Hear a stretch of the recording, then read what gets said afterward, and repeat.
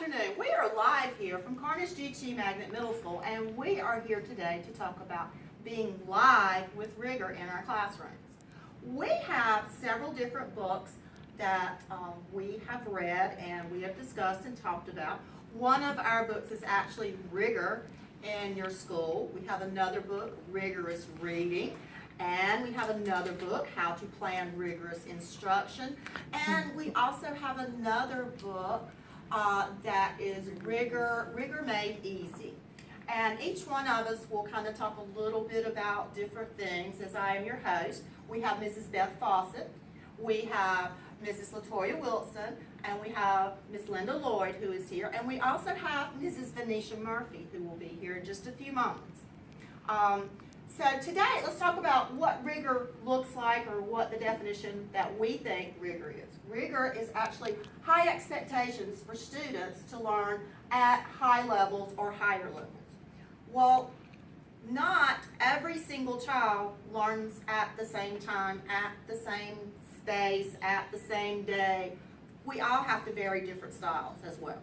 Rigor is not only how we look at our students, but it's also differentiating in the classroom. And I know there's another segment out there, differentiation in the classroom, but these go together, people, okay? So, I have an analogy about rigor and how we all try to put everything in one bowl. Harley Davidson, first motorcycle was rolled out in 1903 in Milwaukee, Wisconsin. There was only one model, and that one model was made to fit every lifestyle that was out there during that time period. Today, there are women that ride, there are all types of people, all sizes of people, all career-minded people. Any person chooses can ride a bike, but they have to ride the bike that suits them the best. You can't just get on one and it fits. Okay? So, with that, we're going to talk with Mrs. Beth Fawcett, and she is going to share some information from Rigor in Your Schools. Her book is by Ronald Williamson and Barbara R. Blackburn. Well, thank you, Lou, for having me today to talk about this wonderful book, Rigor in Our School. And in reading this book and wanting to share it with the staff members of Carnage Middle School, I wanted to share this poster behind me that I made called Rigor and the word compass. And each one of those letters stand for a segment in this wonderful toolkit for teachers. With the toolkit for teachers, the compass words, and I have this and I'll read those. C would stand for creating a positive and supportive culture. One of the ways we share the rigor and the culture at our school is by the photos we have hanging in our hallways, serving as a visual recognition of our rigorous activities. If you walk the halls of Carnage, you will see some lovely pictures. Yay, great pictures. Displays all the rigorous activities that we have going on in our elective classes and in our core classes around, and after school activities. The O in compass stands for ownership and shared vision. When we work with all the stakeholders at our school, teachers, families, and other school personnel, we share ideas about rigor that keep us all in the loop. This is not just for teachers, and it's not just for students. It's for families and other school personnel. M is managing data. So in our school, to be rigorous, we need to manage our data. And our school works hard to manage this data in our PLTs that meet every Wednesday. When we know the levels and abilities of our students, we can increase the rigor of instruction to meet their needs. And we can dive into the data, and that will help make that rigorous school environment. The P's professional development. Boy, do we have a lot of that. Those early release days when we spend our afternoons talking about our professional development. Our school has several opportunities for professional development, and one such is book talks, as we're doing today. A is for advocacy. This book shares lots of strategies in the toolbox for advocating for a rigorous school and climate. One of my favorites was called Elevator Talks. And this strategy involves a very brief talk to discuss important issues, but it only takes you a short amount of time to do that. So you have to get right down to the nuts and bolts of what you want to discuss because you have to be able to do that in the time you can take the elevator from one floor to another. S is shared What if you get accountability. stuck on the elevator? Then you just keep talking. Shared accountability. Ever heard the saying, we're all in this together? Teachers, families, school staff, and community share the accountability role in the success of rigor in our school. The strategy I liked for this letter in Compass is homework help tips for parents. We can do our part in school, but parents play a big role at home also. This strategy provides tips to help parents help the students, found in this toolkit book. And the last is structures. Setting up sound structures and schedules will improve rigor. From classroom structure to school structures, these are ways to support rigorous instruction. I could go on and on and on. This toolkit is full of about 90 strategies. Be sure to check it out from your local library. Thank you, Lou, for having me today. Thank you. That is a wonderful, I love the acronym Encompass and what it stands for, especially when we're talking about the ownership and shared vision and the shared accountability, because we are all the stakeholders.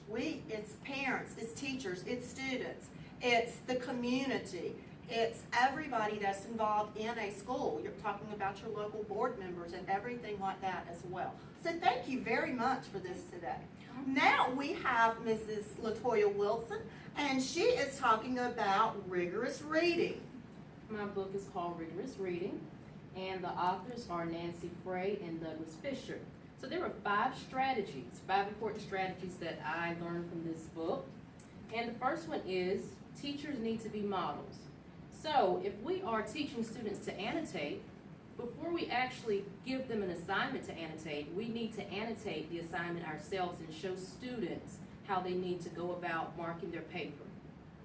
The second strategy that I learned was close reading and scaffolding reading instructions.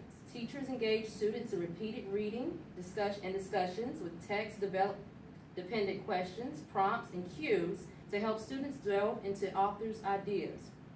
The third one is collaborative conversations. Teachers orchestrate collaborative learning to get students in the habit of exercising their analytical thinking in the presence of their peers. The fourth is an independent reading staircase. Teachers artfully steer students to more challenging books with strategic bursts of instructions and peer conferences to foster metacognitive awareness. And the last is performance. Teachers offer feedback and assessments that help students demonstrate understanding of text in authentic ways and plan instruction based on student understanding. Wow. Do you know what that reminds me of, Ms. Wilson?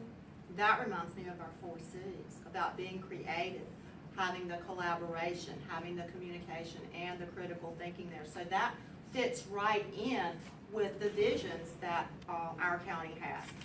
In talking with Ms. Fawcett earlier today, she showed me a picture that she took at her son's recent college orientation, and they are putting the 4 C's in theirs as well. So we know that rigor is going everywhere. All right, Ms. Lloyd, how are you today? I'm doing great. I was so excited when I found out I was going to have a chance to be on your show. Oh. I was actually supposed to be at the inauguration, but I canceled just to be on the show today with you Oh, all. wow. I'm so sorry you didn't get to watch that. That's okay.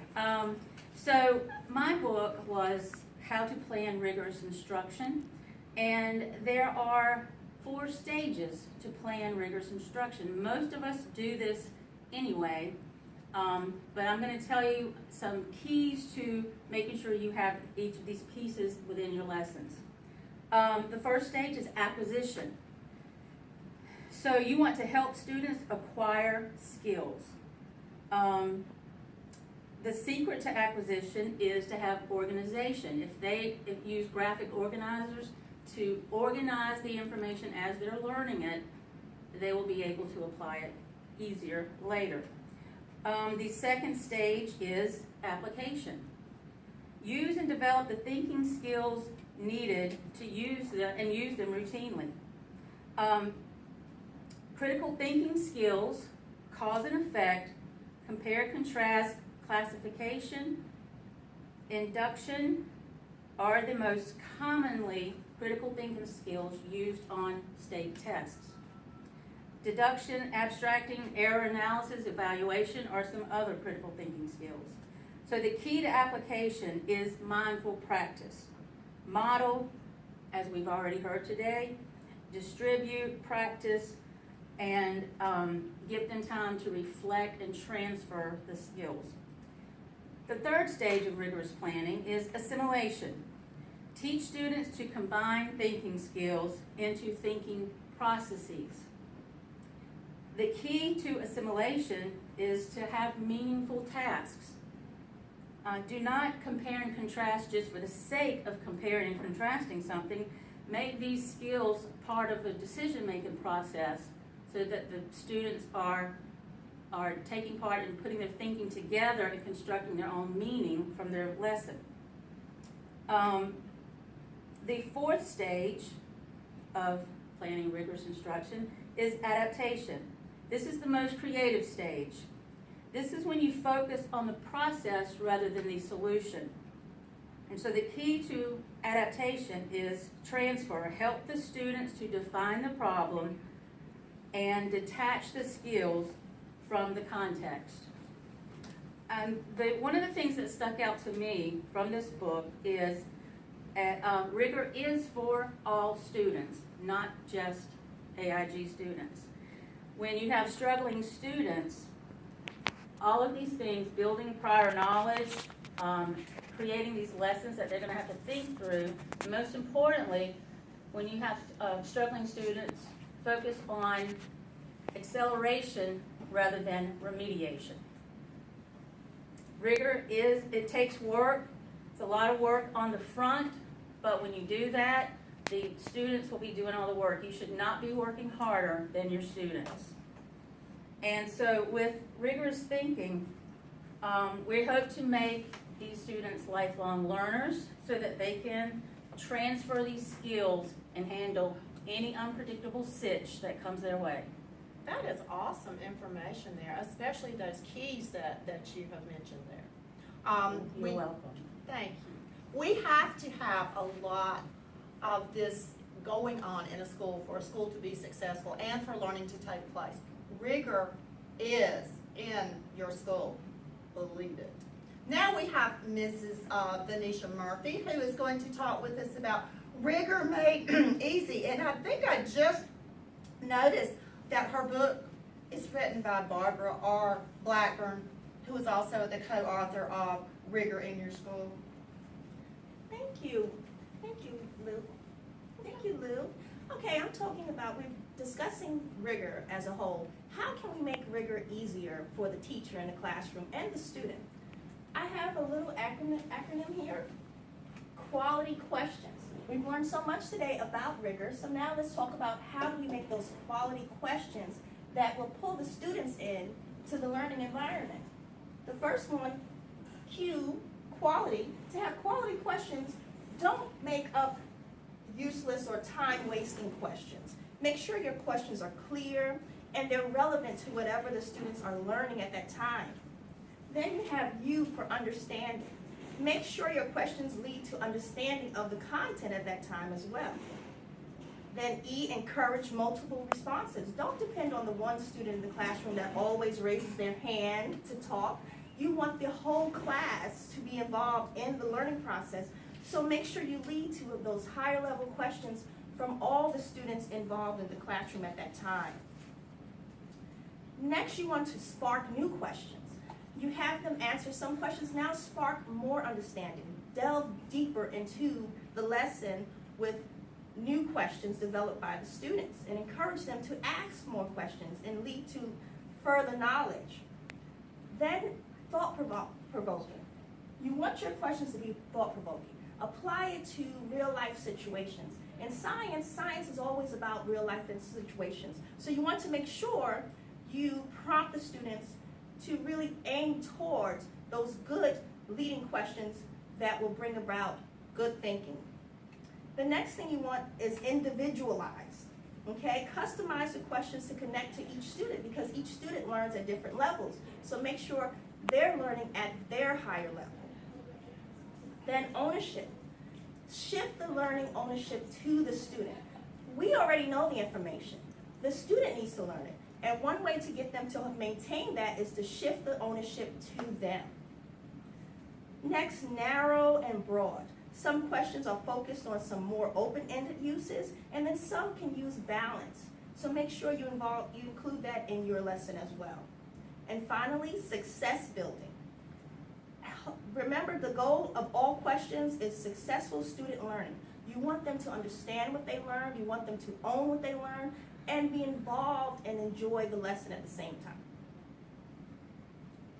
Thank you very much. So in other words, I think one of the things that we're trying to all accomplish here with Rigor in our classroom is making learning meaningful, not making it a memorization technique, such as memorizing how to spell all the words for the spelling bee. So we need to all work hard to include Rigor in our classroom. I would love to thank my guests today for being here, Ms. Fawcett, Ms. Murphy, Ms. Lloyd, Ms. Wilson, and we hope to see you again very soon with